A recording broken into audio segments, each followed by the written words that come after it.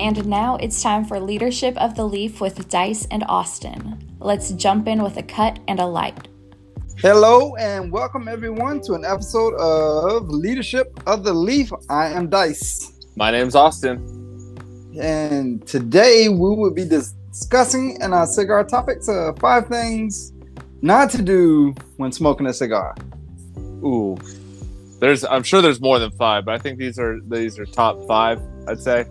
I think these are 5 that I kind of paid attention to when I was around. There you go. And then for our leadership portion, we'll talk about the shall versus will versus should type essences. So, the difference of, hey, you shall do this, you will do this, or you should do this. We'll kind of get into that a little bit more. If it doesn't make sense now, it'll make sense when we get into it. But first, Dice, I got to know, what are you smoking? Oh, my friend, I am smoking the Diesel Crucible. Ooh. You enjoyed it on the show before, and I did. I want to enjoy it on the show now. I can't say I blame you. How was the cold draw?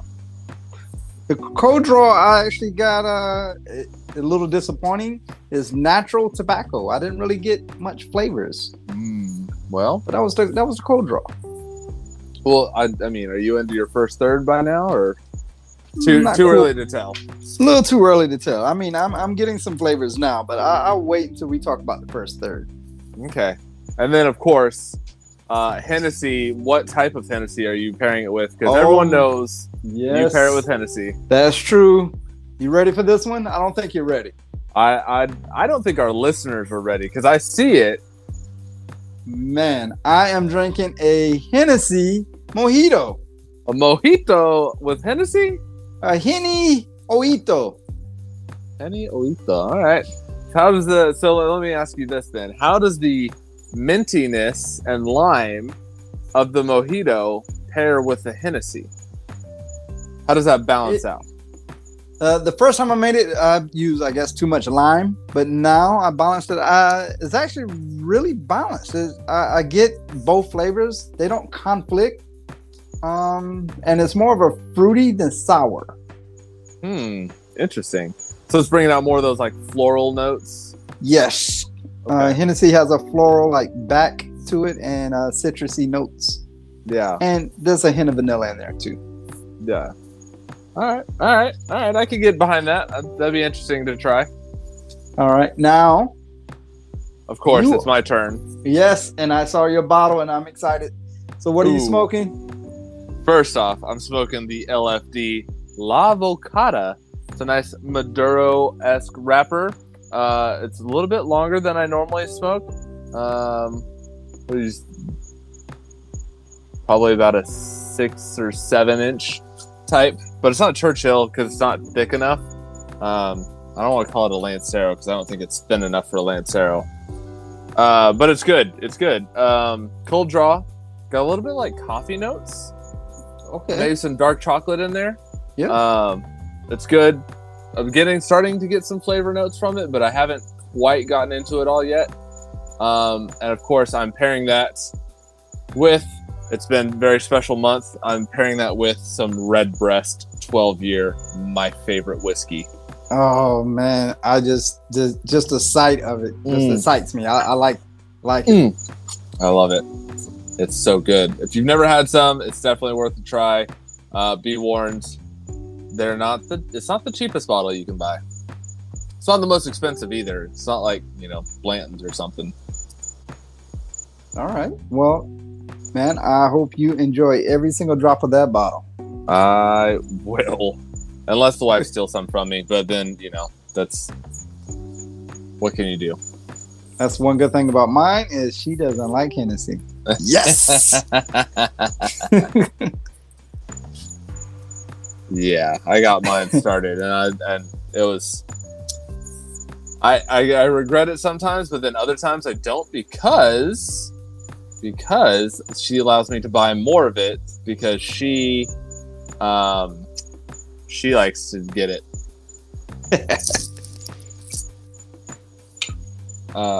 You know what? I was wrong. I just looked it up. I was wrong. This is absolutely a Churchill 7-inch by 48 ring gauge. All right. It felt thinner than that.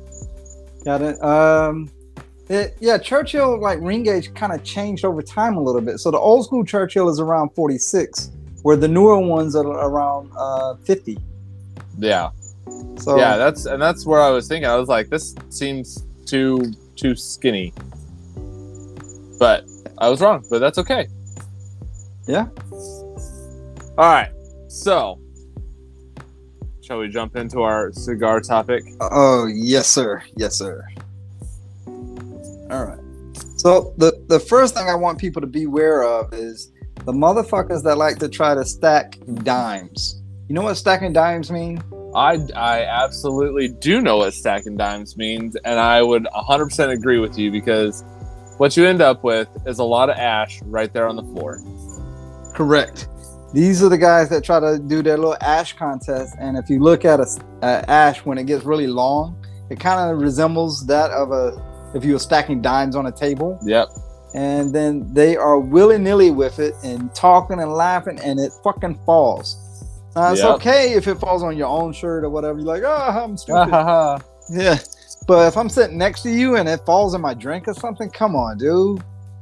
Yeah. No, I 100% agree.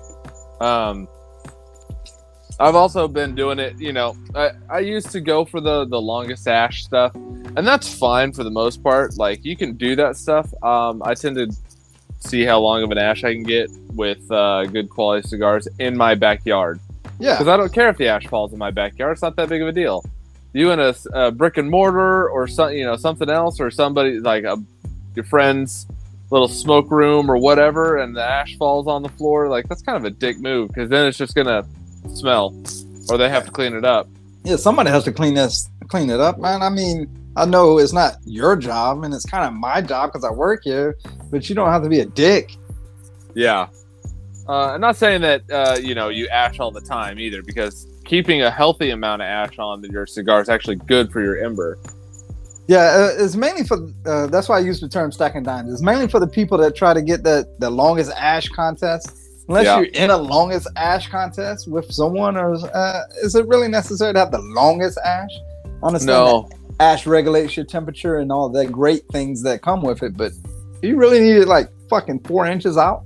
No. Well, and most of those people in those longest ash contests, those are people who are not drinking, one, because drinking makes you clumsy, and then two, they turn the cigar vertical, and then they just puff on it with their, they're looking up like a little gerbil drinking from one of those water bottles or something. They look up and they're puffing on it, and they're holding it as steady as they can, so that way it just stays on the top. But if that's how you want to enjoy your cigar, go for it. But I personally don't like that.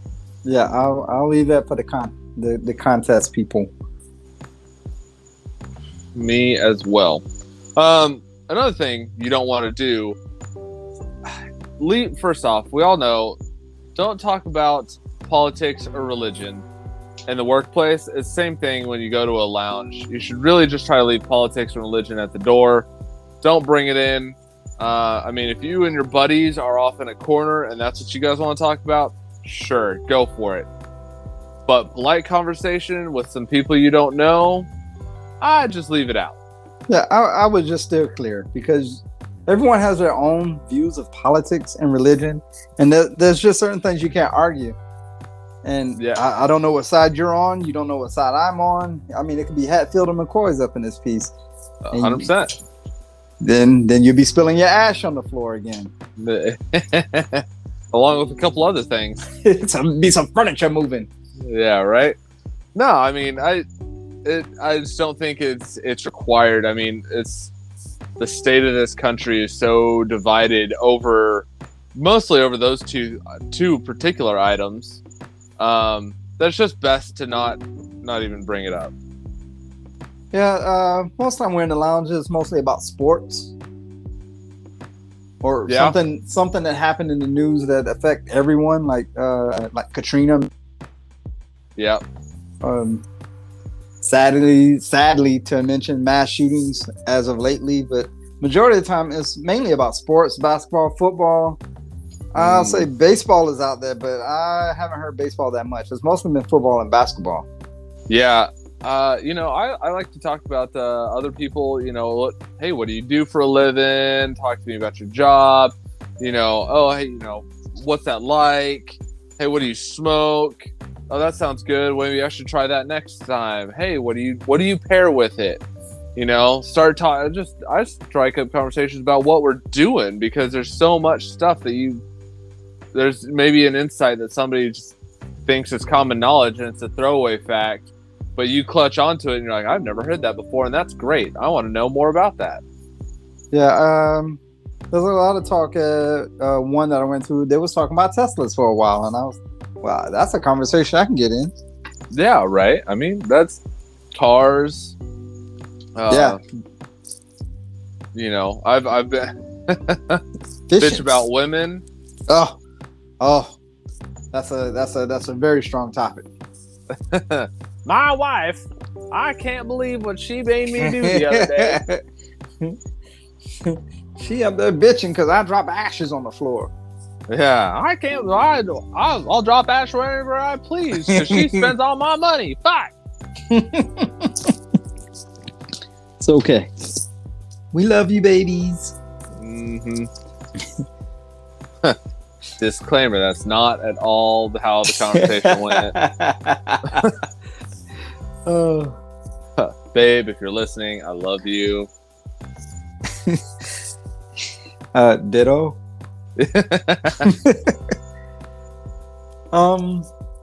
There's a couple of aspects of some cigar places I used to visit. I don't visit too often anymore, but they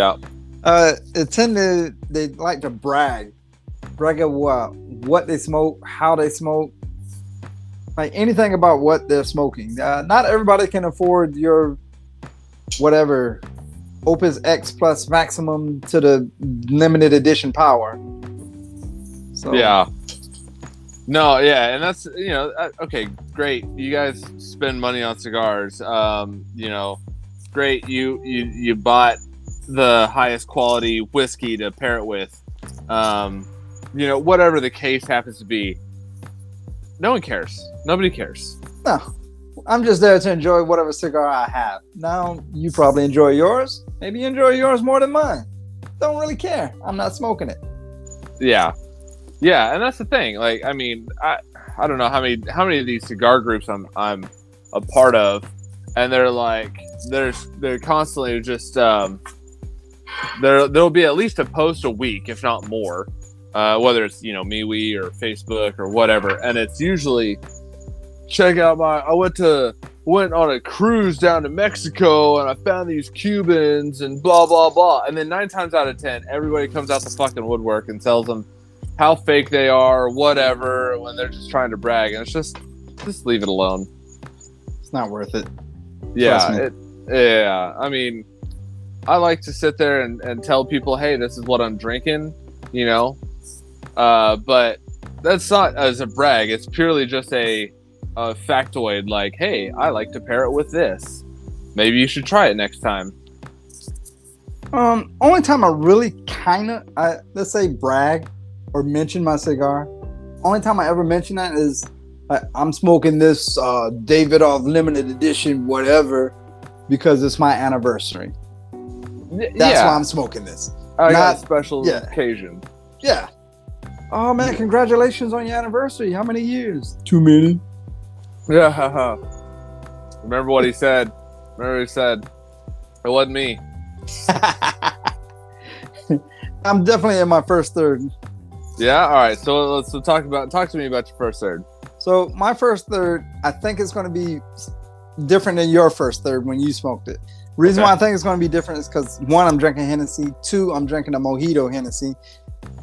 So the flavors I'm getting are actually fruity, an earth fruity flavor. There's a hint of pepper in the back, but that's what I'm getting. Okay. I don't think that's what you got. I don't remember, but I can go back and check. I'd have to go back and look, but I'm pretty sure I got some earthy notes.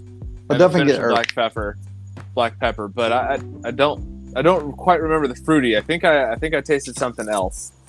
Right. It's been a little while. So I'm getting leather hay almost, like a barnyard type hay. Oh yeah, yeah, yeah. But on the back end, it's a white pepper finish. Ah, Like, I'm definitely getting a white pepper on the back end. okay. Yeah, it leather and white pepper. That is what I taste. If I had a like a Price is Right, ding, Yeah, nailed it, sir. yeah. I'm definitely getting that white because I'll never forget white pepper.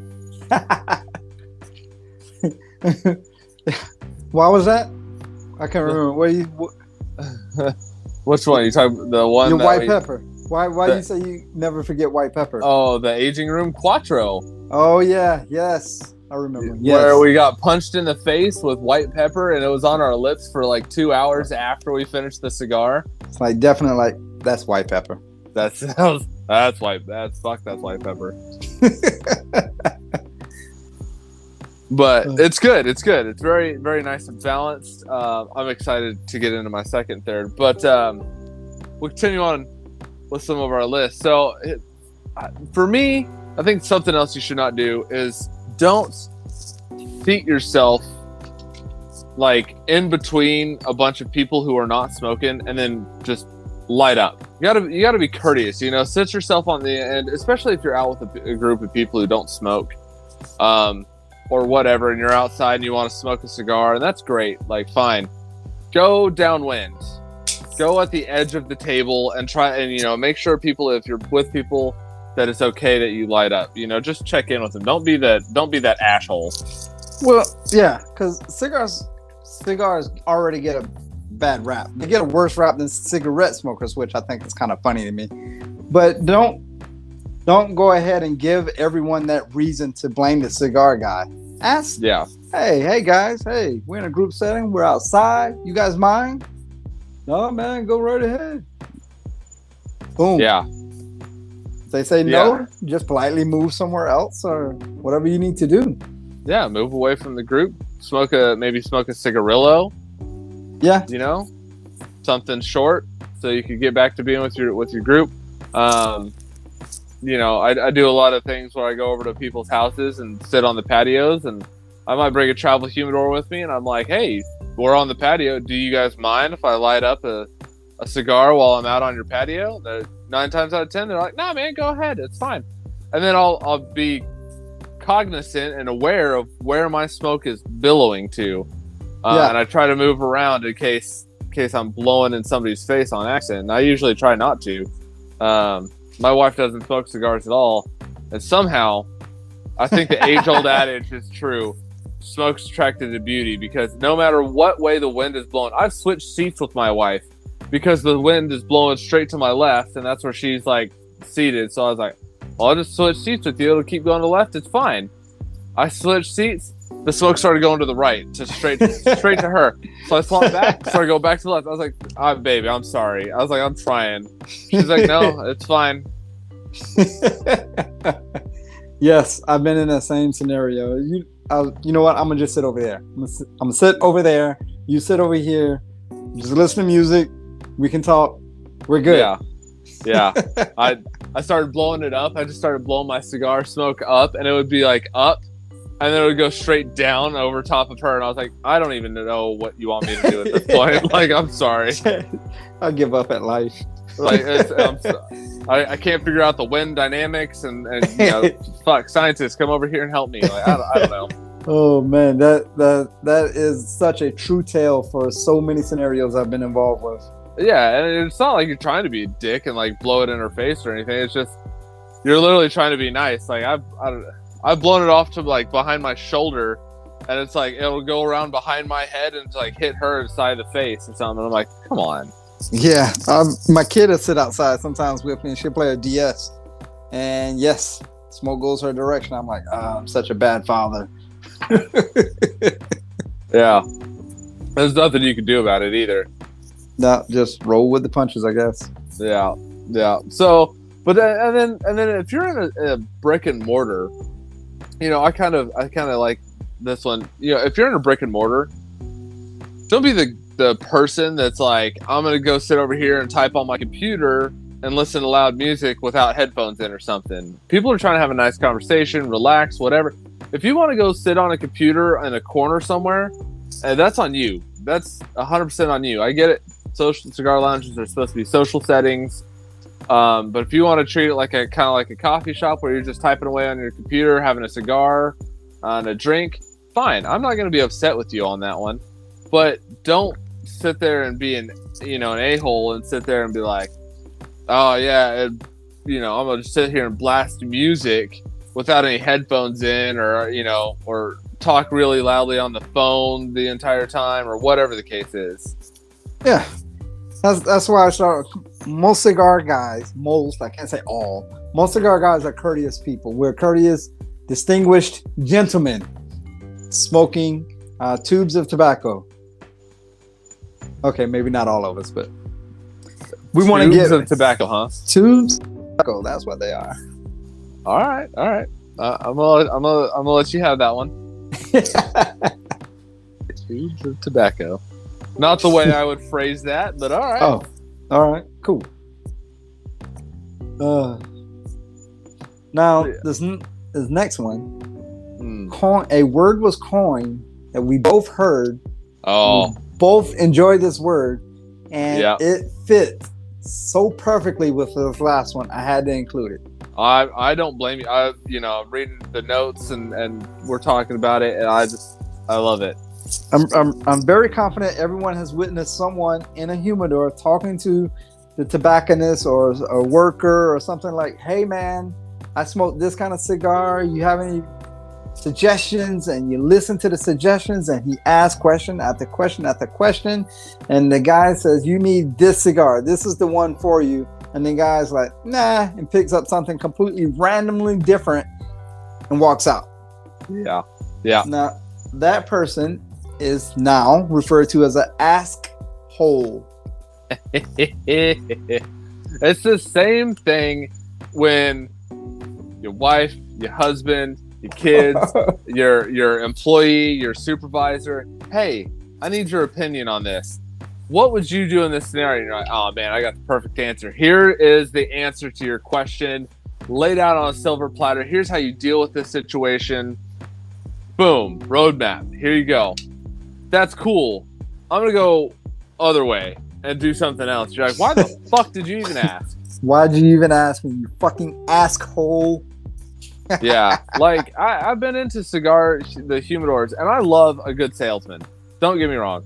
I love being sold something because I think it lets me know how passionate they are, how much they know about their product that they're trying to sell, all of these things, and I think it's great. So if I'm like, "Hey man, I'm in the mood for a medium or medium full, not a full, but just like a medium full body cigar. I'm looking for like a sun-grown or a Habano, maybe a Maduro. What do you got for me?" Oh, okay. And then they give me like 3 or 4 suggestions.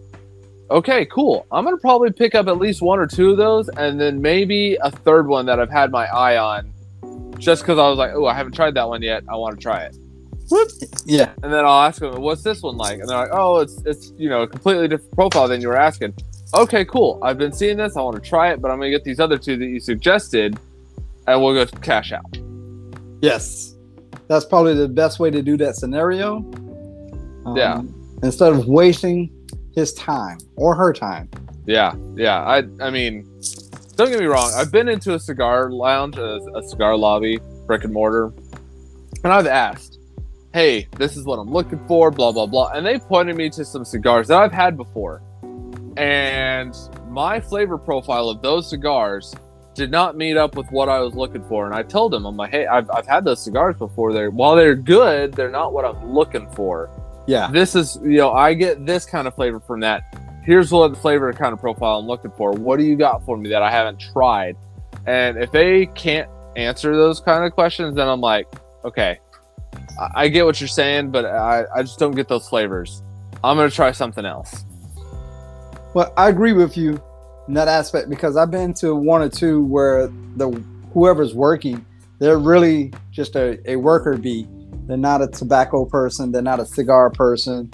That's their 9 to 5. That's just a gig to them, you know. So I tend not to go towards their advice because I ask a few questions, and if they give me some answers that, oh yeah, that one smells, that one's like wood. Wood, really? That's your description, wood. What kind of wood? Cedar, oak, pine? Yeah. Nothing. So I'm not going to take your advice. Yeah. And I'm gonna go ahead and shop around for myself. Yeah, that's when I'm like, oh, okay, cool. Yeah, I'm just gonna look around for a little bit, and I'll let you know. Or they just grab the most expensive cigar they can think of. You want this one? Come on, man. Come on. Yeah, so if I go in there and I'm looking for a flavor profile, I think the number one question that I get asked, and this kind of tells me that they actually give a flying crap about their product, is, all right, cool. Well, how much were you looking to spend on a stick? How much were you looking to spend today? How many sticks were you looking for? That way they can actually tailor what the hell I'm looking for to my budget and my price point and everything else. Because then if I go up there and I'm like, hey, I'm just looking for like a nice Maduro. I want something kind of like chocolatey, sweet type thing, maybe with a little bit of pepper on the end. Something like that. What do you got for me? And they're like, you want this Davidoff? No, motherfucker. No. I don't. They're like, this thing's $50. Like, I don't give a fuck about the price. Like, how about you hand me that Herrera Esteli that's like a fucking chocolate souffle? I want that one. You want a full body, medium? Yeah, something like give me. Yeah. I honestly try to give them as little of a like as little information as I can to try to get them to give me suggestions. And I see what they go with from there, because to me, if they start asking questions, figure out what else I like, then I'm like, all right, cool. Now I know that you actually care, and I can actually work with you a little bit more. Because then if they just go, oh yeah, I think you might like this one, and it's like, bro, that's an Asylum 13 8x80. Like, nah, I don't want that. I just saw a little snippet for the April Fool's Asylum 9x90. Jiminy Christmas, come on. My kid was like, are you going to get that? I was like, no, sweetie. 60 ring gauge is about my limit. Below. Yeah, I mean 90. Holy shit. I don't even want to talk about that one. It starts at a certain point. It's just uncomfortable to wrap your lips around. You know what I mean? Like, I know exactly. Yeah, I'm gonna leave that alone. I mean, I've embarrassed some female workers, and I didn't mean to. It was just like slipped out of my mouth when she's like, "Well, have you had these Asylums?" And I'm like, "No." And she's like, "Well, they're really good." I was like, I don't particularly feel like I like the bigger ring gauge. She's like, really?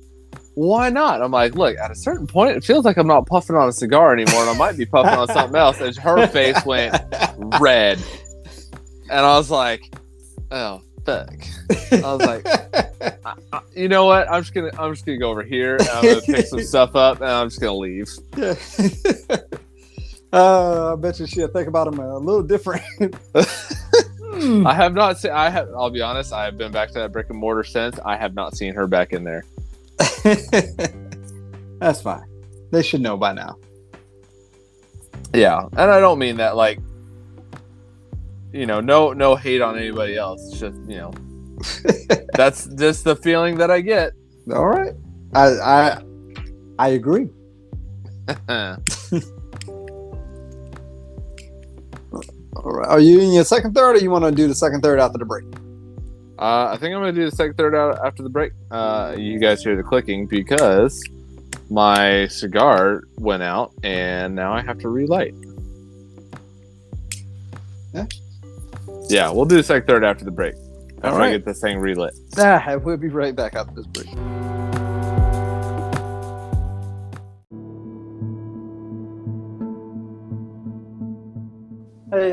Hey, Austin. Yeah. Hey, I know you was doing this leadership of the Leaf podcast, and you were smoking on some cigars. Absolutely. I'm curious, how would I know what cigars you're smoking? Oh, that is a phenomenal question. At the beginning of the episodes, we always talk about the cigars we are smoking. But if you want to see a picture of what the band looks like, because maybe you can't find it or we didn't explain it good enough, you can always go to our Instagram or our website, and we will post pictures of what we're smoking and usually what we're drinking with every episode.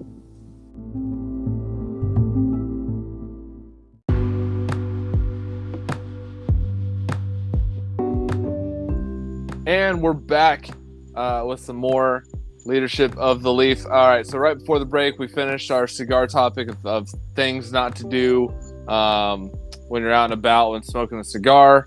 But, you know, I had to relight. Now my lighter was giving me some problems. I got it all working now.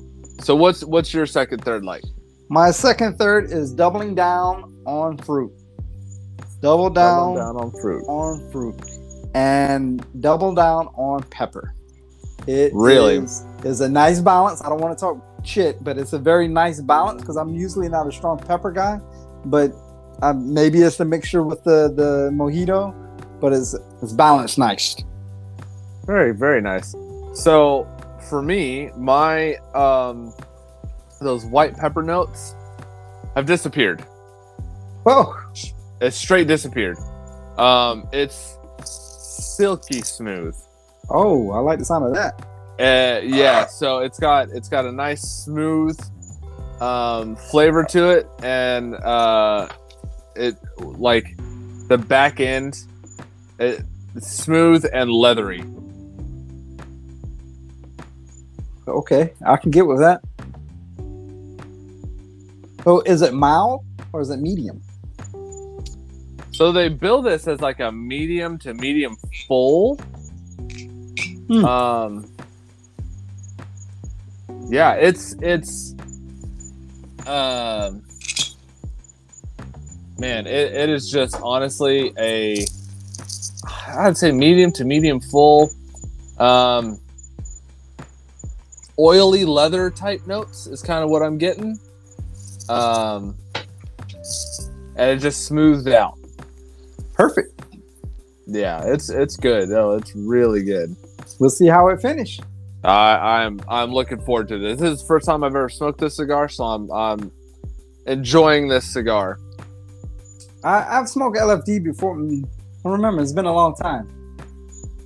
It's got a little bit of like a char on the back end, so it's like an oily leather and then like just a touch of char. All right. So our leadership topic. So we're talking about shall, will, and should. Now shall, let's just dive into this, and then we'll break it out, and then we'll kind of recap. But shall, when I say you shall do this, to me that's like a requirement. You are like required. You will. I don't want to say you will. You shall do this, right? Like I think the 10 Commandments. Yeah. Thou shall not kill. Boom. You will not kill. You are not allowed to kill. It's a requirement that you understand that you cannot kill someone. Right. It's just it's just a requirement. It's binding, and it must be implemented. And once it's implemented, the implication, is that word? Must be verified. Must be verified. Implementation. You did not kill someone. Let me verify that. Boom. You didn't kill someone today. Good job. You didn't suck at life. Good job. Every time I read shall, like if you look at laws, right? Yeah. The owner shall register their vehicle within X amount of days. Okay, cool, got it. The driver shall wear a seatbelt. You are required to wear a seatbelt. Yeah, it's almost like you're screaming that's a requirement. It's almost like someone's yelling, "Hey, idiot, put on your seatbelt." Right. Anytime I see shall, because it's not a commonly used word in most places, it stands out to me. It's just, it kind of hits you in the face. You shall do this. Like, oh shit, are you really? All right, sure.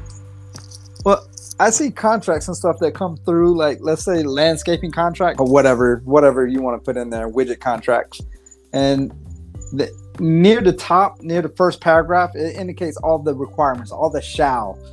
The grass shall be cut to this length every week. The hedges shall be trimmed down to 6 inches, whatever the fucking height is. It is all like a contract obligation that has to be done. There's no questions about it. It's a requirement. This is why I'm paying you. It shall be done. Yeah. Hell, look at Gandalf in Lord of the Rings. You shall not pass. He didn't pass. Yeah, you're right. He didn't. So it's just that to me is just one of those things where, like, once you hear it, once you read it, it sticks out to you, and you're like, oh shit, all right, I have to do this. Yeah, it sounds weird. I think you mentioned earlier. It sounds weird, like saying it like you don't go around your buds, be like, hey man, you shall not drink and drive. Yeah. But what? Shall? Where the fuck are you from? You fucking 1800s, motherfucker. Shit. Like, you time travel? Shit, are you drunk now? Maybe that's not the point, though. Telling you not to drink and drive, motherfucker. So it's probably seen more in contract speak and lingo more than anything. But yeah, when you see it, just know it's a requirement. Yeah, I see a lot in policies. Employees shall clock in and out for all breaks and lunch and at the end of their shift. Okay, Yes. Cool. Got it. I have to clock in and out. So now will would be facts or a declaration of purpose, right? Right. Like, I want to tell you about something, about another system. I will use will. So like the XYZ system will have the timing as defined in the contract. It will be like this. Yes, that's the perceived notion of how it is supposed to work. Yeah. If you're talking to employees, hey guys, you will at the end of shift take out the trash and sweep the floors. You will do this. All right, cool. I shouldn't have to come back behind you and verify that that's done. You will do this. Yeah, like my child will keep clothes from under her bed. Good luck with that. Yeah. Just saying. Yeah. So if I'm given a description of something that exists today, hey, the report will contain this data. Hey, I will do the Excel sheet and it will be broken out like this. That's how I'm going to do this. It's definitely a fact stating verb. Right. I like to tell my wife, hey, I will drive from here to there, or you will do this. You will stay awake and help me navigate, bitch. But I'm so comfy. Yeah. Stuff like that. Usually when I see the wife taking her shoes off, that's it. It's game over. I'm alone. Fuck. I don't even I'll be having a conversation with my wife and she takes a little bit too long to answer and I look over and her eyes are just closed. I was like, well, I guess you will fall asleep then, won't you? That's a fact. That was a fact. Yeah. I was going to say it's like a playbook, but it's not like a playbook. It's more facts. Yeah, I mean, a lot of these statements of understanding, statements of work, stuff like that, if you're ordering from a vendor or supplier or something like that, hey, you will show up on the 1st and the 15th to see if I need any refills, or at least call me. Hey, you will give me a call at the end of the month so I can reorder. Stuff like that. Yeah. You will do this. We will release a podcast every 1st and 15th of the month. Facts. We will do that. Maybe a little bit of extras in our sidebars. I like sidebars. Uh-huh. So shall is a requirement. Will is a declaration of purpose, more of a fact. Yeah. How about should? Ooh, so those are kind of goals. So hey, those are like goals. Non-mandatory stuff. Hey, you should, buckle up every time you're driving. Or hey, you should email, type up turnover for the next shift or whatever. Hey, you should send me a report at the end of the month. Yeah. It's not required. Maybe the quarterly is required. Hey, you shall send me a quarterly report. You should send me a monthly though. Yeah, I look at it at doing a basketball play. We run the XYZ play, and you should have an open shot. Right. That's our goal. Hey, that's the goal. Hey, let's run a pick and roll, and you should be able to roll to the basket, and I'll give you a give and go. And then, all right, cool. Hey, you should pick this guy, and then I'll roll out to the other side for an open 3-point shot. Yeah. Whatever the case is. I was looking over the notes, and there's an example in here written by NASA. Oh, yeah. Yeah, and it's actually using the word shall when it should have used the word should. For example, NASA was developing a jetpack, and one of the requirements read, the jetpack shall not impede mobility. Now, how can someone developing a jetpack, how can they make it a requirement that it doesn't mess with mobility? I understand that because, you're up in space and you're trying to make sure that, hey, you're not going to be impeding your mobility for this. But I kind of agree. They can't really guarantee that. It's not a requirement. They can't really guarantee that because if you wear the jetpack and I wear the jetpack, I'm smaller than you. So I got a lot more movement. Yeah. You don't have such movement. So they should change the word shall there to should. Right. I see what you're saying. I see, that basically the NASA is saying, hey, if we're going to develop this, it shall not impede crew mobility. But I agree that it should have said, hey, it should not impede crew mobility. I think the reason they use shall in that instance, though, is because they really wanted it to be a very high priority for that company or that development team or whatever. I get kind of both sides of that one. I do, to a certain point. I can understand where you're coming from, but they can't guarantee. It's not something they can guarantee that it will not impede movement. Yeah, have you seen the suits and stuff? I think the best suit so far I saw is done by SpaceX. SpaceX, yeah, they measure that. In fairness, SpaceX goes through and measures their people like from head to toe and develops a suit directly for that person. Correct. Whereas NASA develops a kind of one size hit fits quitter. all. Yeah. Yeah, I get that. But if it's an important issue that you want to communicate to the team, but it's not like a requirement, that's when you would use should. I don't know. I like to say, hey guys, you should do this. My team has to document stuff that they do. Hey, you should, before you leave the job site, make sure it's all documented. That's not a requirement. They could document it after they leave the job site at the end of the day, but in my opinion, makes everything easier and flow better if they just do it before they leave the job site. Yeah. Hey, you guys should do this. Well, when you use the word should, it indicates best practices. Right. Like it would behoove you to do all your write-ups now instead of waiting to the end of the shift. Right. No, I agree. Best practice. Hey, you should not speed. It's not a requirement necessarily, because we all know that cops don't pull people over for going, 3, 4, 5 over. But the best practice to avoid getting a ticket is to not speed. Obey the laws of the land. You don't want a ticket, don't speed. Yeah, exactly. Should not speed.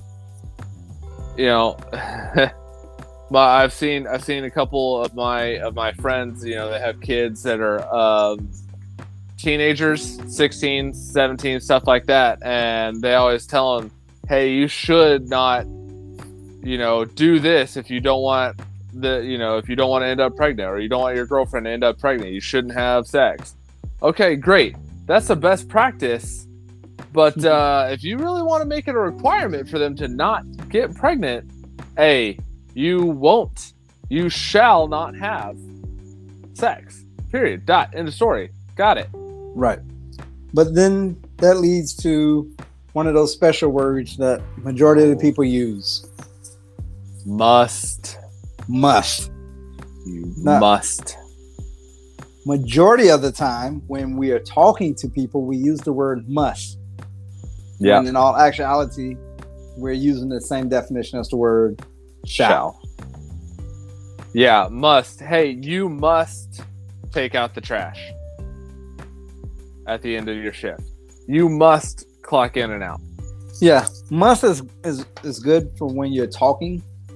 That lets your people know that it's something that you want them to do. It's a requirement.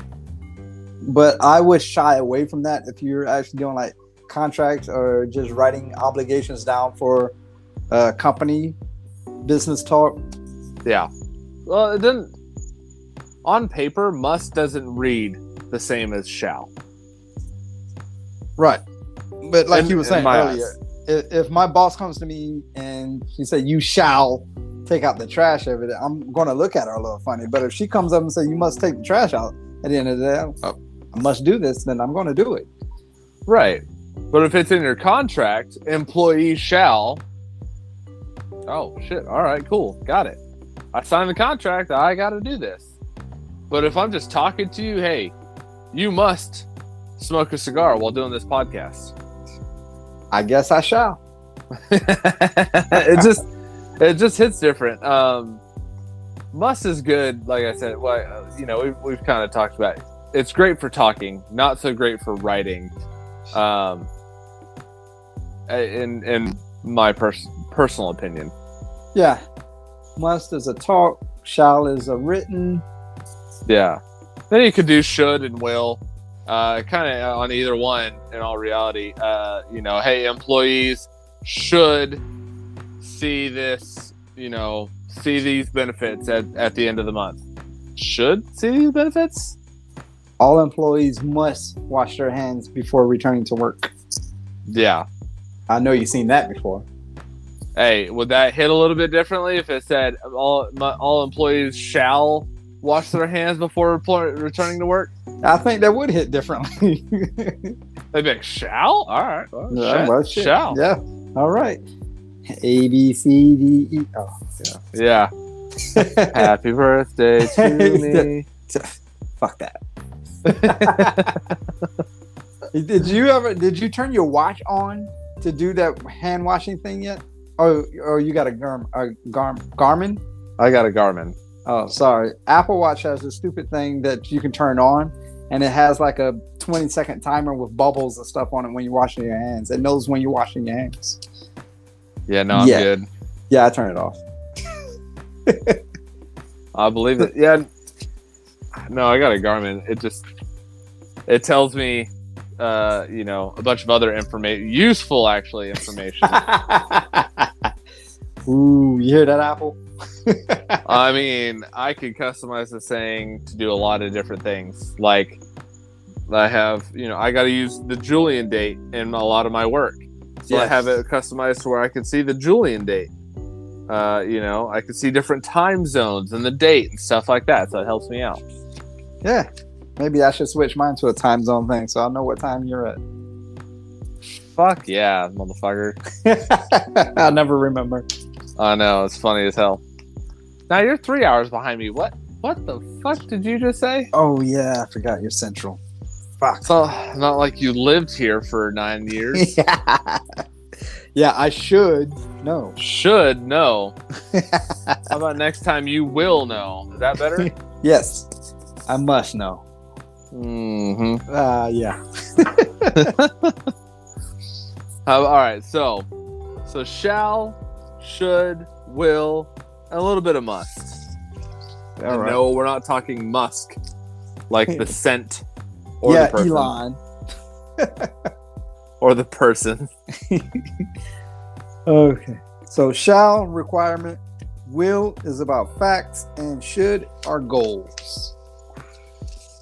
Yeah, and then must can be used in place of shall in just conversation.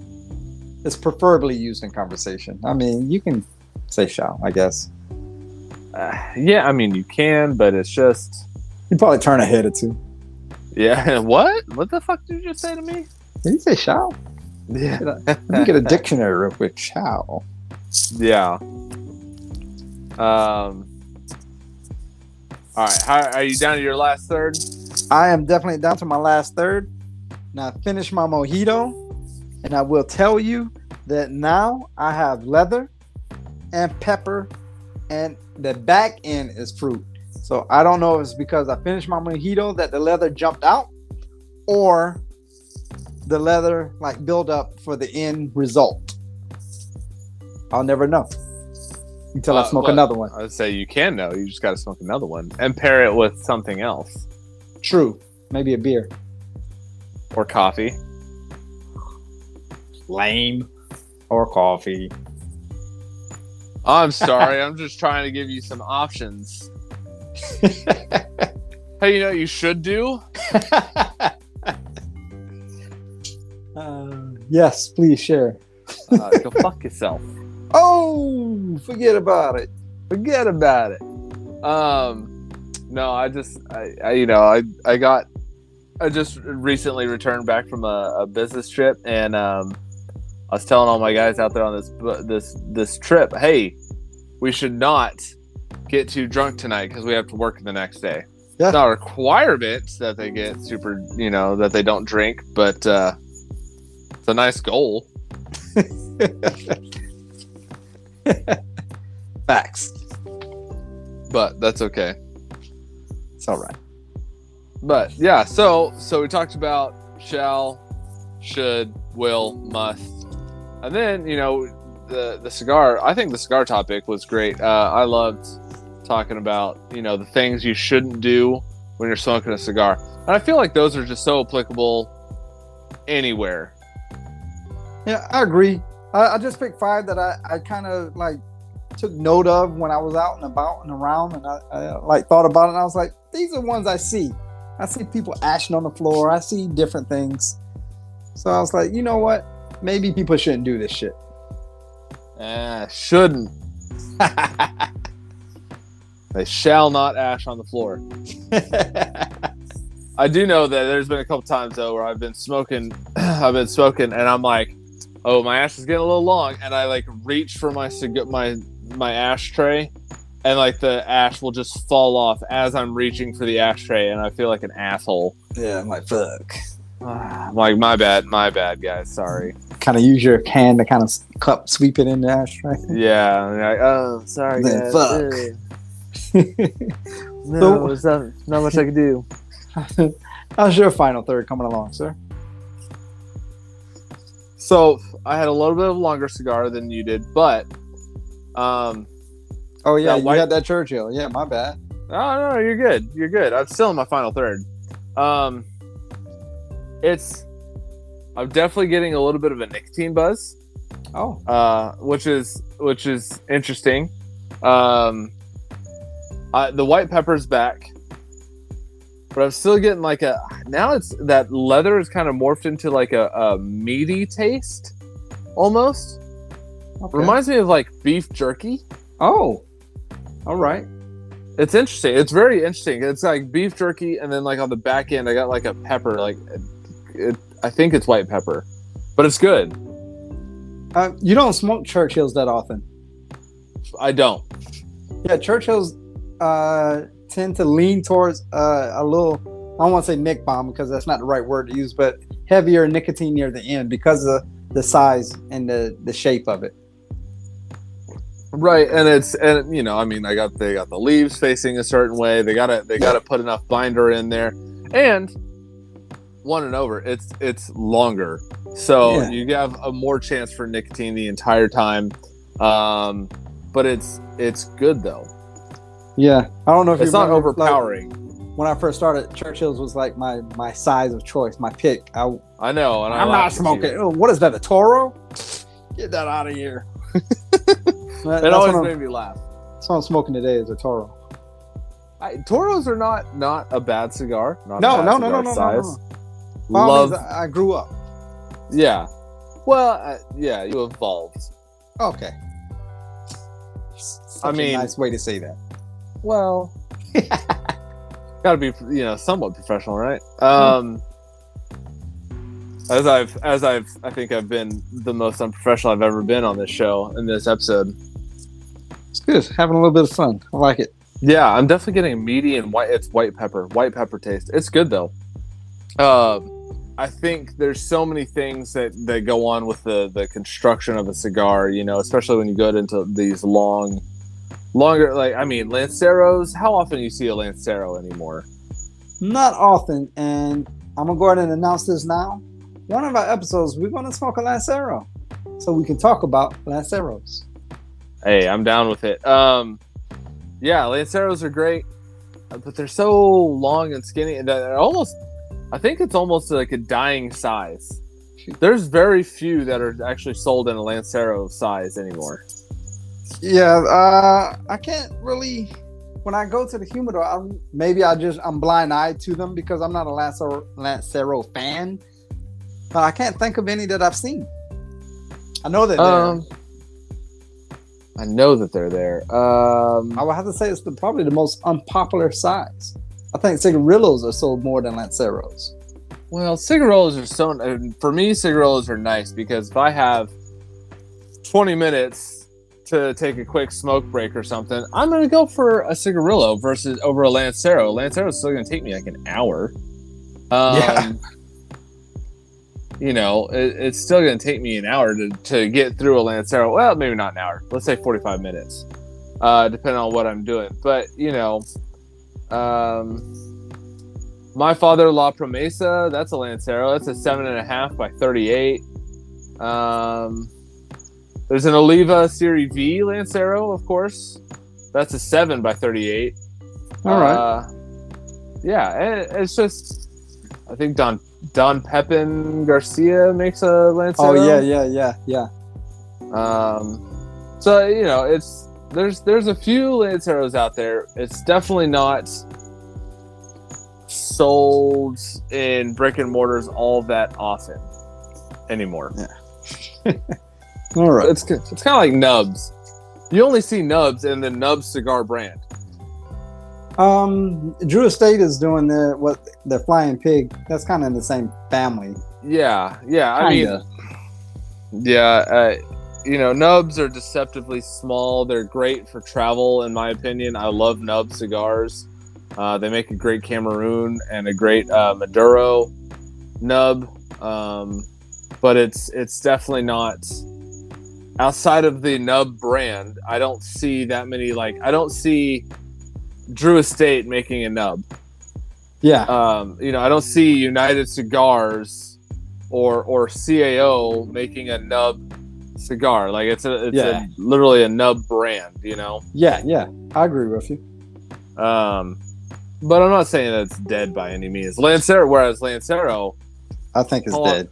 I think it is. I mean, in all honesty, I think because people are like, why am I going to sit here and smoke a 7.5 inch by 38 ring gauge cigar when I could just go for a Churchill, up my ring gauge a little bit, and I get the same length, but I up my ring gauge a little bit, and it fits better in my mouth. Why am I going to go for a Lancero? Maybe because you like the wrapper flavor more than the binder and filler. That would be the only reason I could see. Yeah. Either way. All right. Yeah. We hit up the 5 things. Yep. We talked about leadership of shall, will, and should. Talked about our final third. I believe this is a wrap, sir.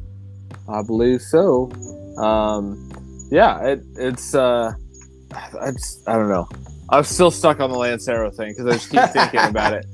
Well, save all that input for your next cigar. Fair enough, good sir. But until next time, don't be that asshole. Or ask hole. Or asshole. Okay. We all hate those people. We all know it. Shouldn't hate those people. We hate that action. I can feel you on that. So, all right. Till next time, we'll catch you guys on the next one. All right. Thank you for listening to Leadership of the Leaf. The comments and opinions expressed by the host and guests does not reflect the opinions of those that broadcast this show, nor does it reflect any of our affiliates.